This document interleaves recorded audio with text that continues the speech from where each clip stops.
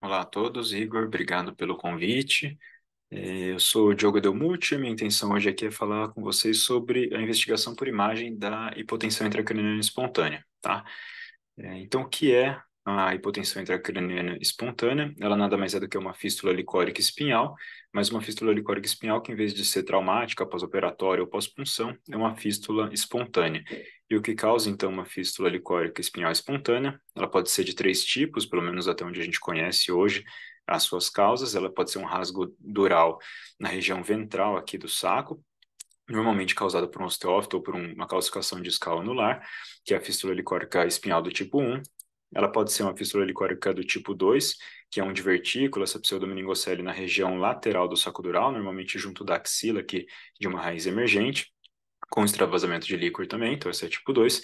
E por fim a gente tem a fístula licórica espinhal do tipo 3, que cada vez mais vem se consagrando na literatura e na prática clínica também como uma causa importante, que nada mais é do que uma comunicação direta do espaço intratecal subaracnoide com uma veia segmentar, uma veia foraminal, drenando diretamente esse líquor. Então, essa é a fístula do tipo líquor venosa ou venolicórica, tipo 3.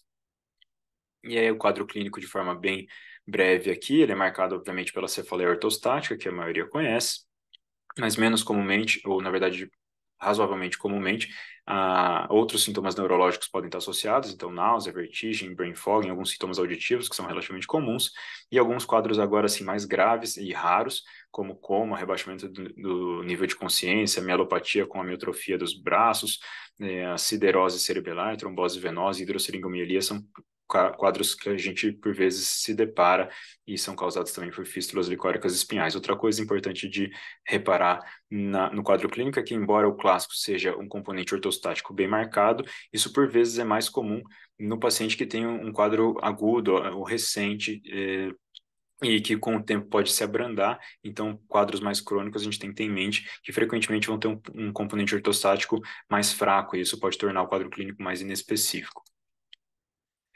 Qual que é o papel da imagem, então, no diagnóstico da hipotensão intracraniana ou hipotensão licórica espontânea?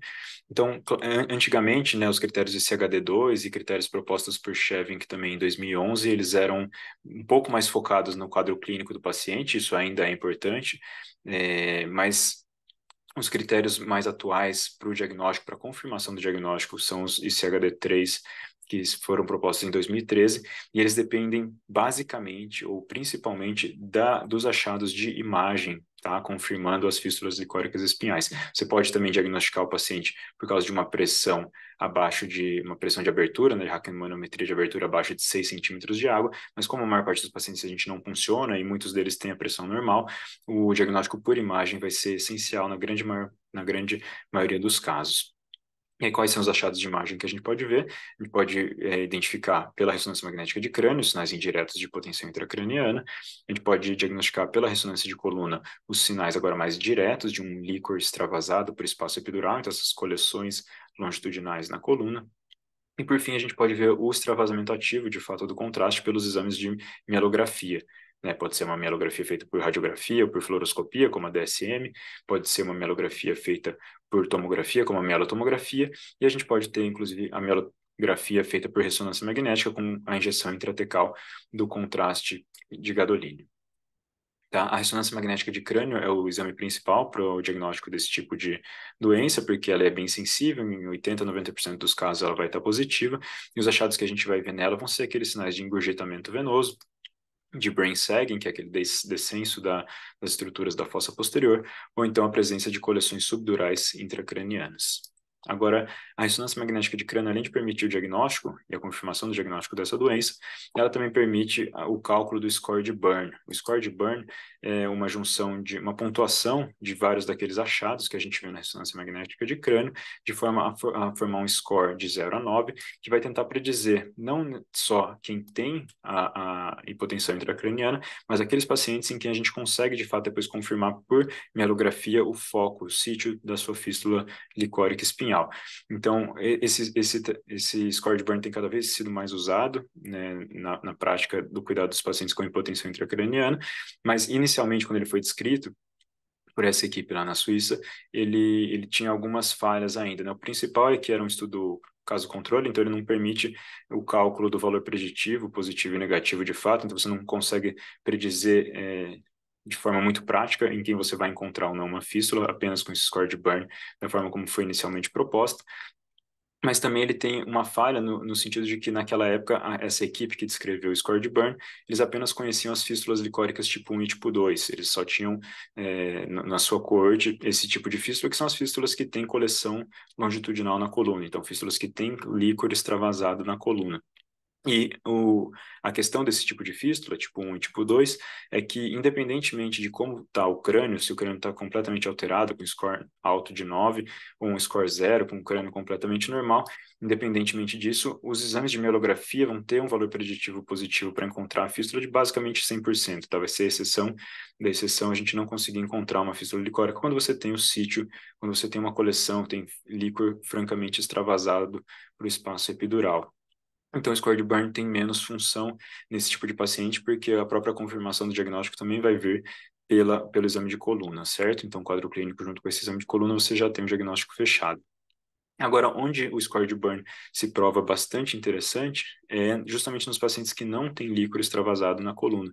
Porque os pacientes que não têm líquor extravasado na coluna, eles vão estar em um de dois cenários, né? Ou o exame de crânio vai estar alterado e aí você sabe que ele tem uma hipotensão intracraniana, então muito provavelmente a causa dessa hipotensão é uma fístula liquor-venosa, uma fístula venolicórica, aquelas do tipo 3, e aí você vai pesquisar então esse tipo de fístula, ou então, além da coluna normal, o paciente também tem a ressonância de crânio normal.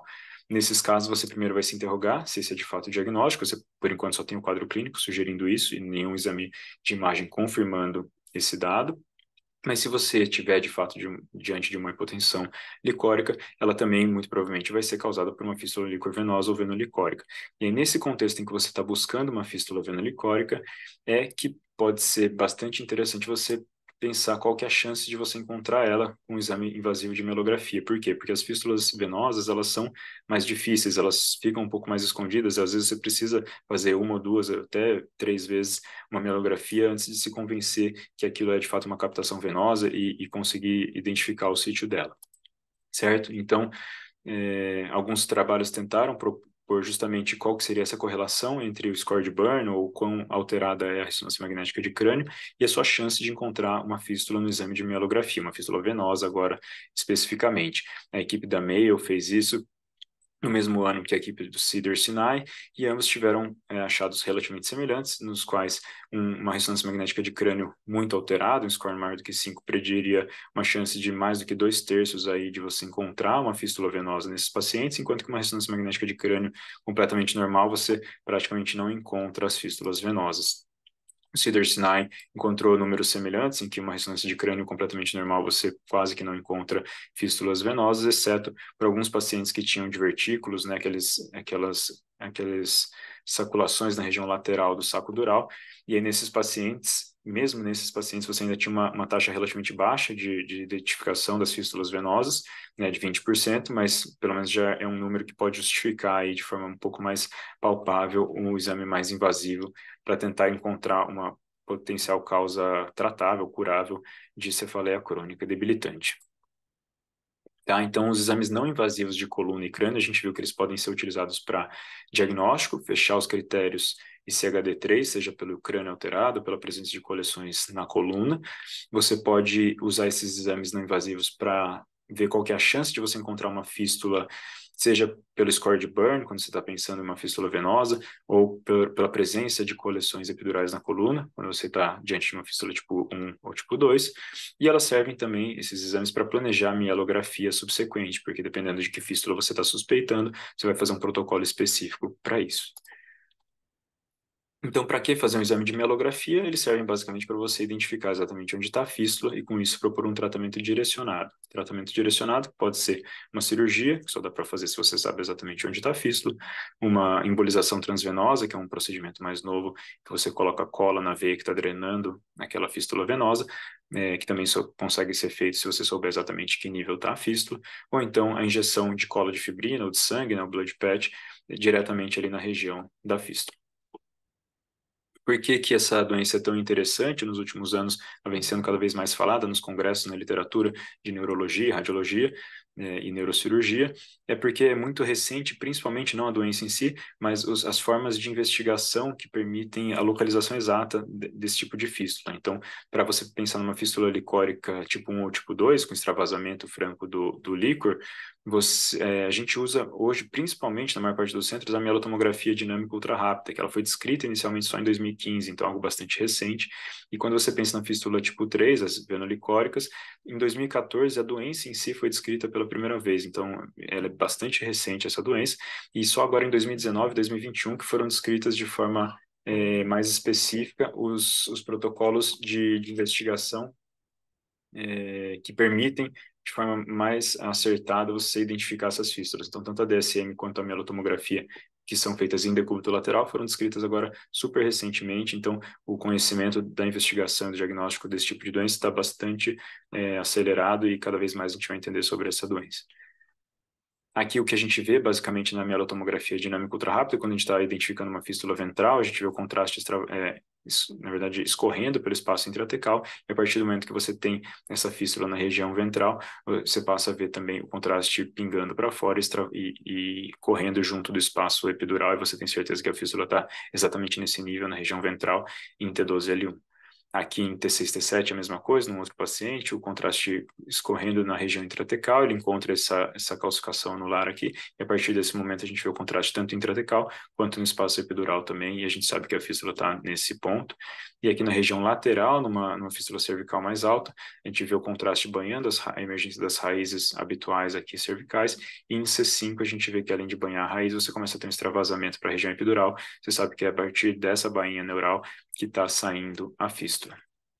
As fístulas venosas, venolicóricas, elas são um pouco diferente o protocolo, a gente depende da alta concentração do contraste numa determinada região lateral do saco dural, e essa concentração bem alta do contraste é que permite que pequenas veias opacificadas sejam identificadas. Então, a gente vê veias intervertebrais, veias dos plexos vertebrais externo e interno, e até veias segmentares, que vão levar até a veia ásica. Então, se a gente vê essas veias aqui se comunicando com uma veia segmentar, que por fim leva até a veia ásicos, e a gente não tem dúvida de onde estava saindo essa fístula aqui junto de um divertículo no nível abaixo, que está chegando aqui agora nesse vídeo, nessa região aqui.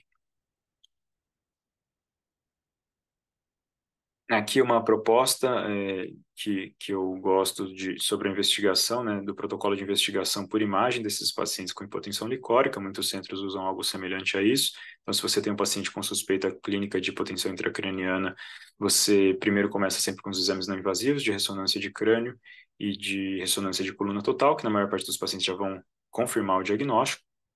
E aí, se você tiver, então, essa ressonância positiva ou uma suspeita alta, independente da ressonância, você pode pensar em fazer ou um blood patch, 1 a 2 blood pads não direcionados, né, mesmo sem saber onde está a topografia da fístula. Nos casos mais agudos, mais recentes, de poucas semanas ou meses, muitos pacientes evoluem bem dessa forma.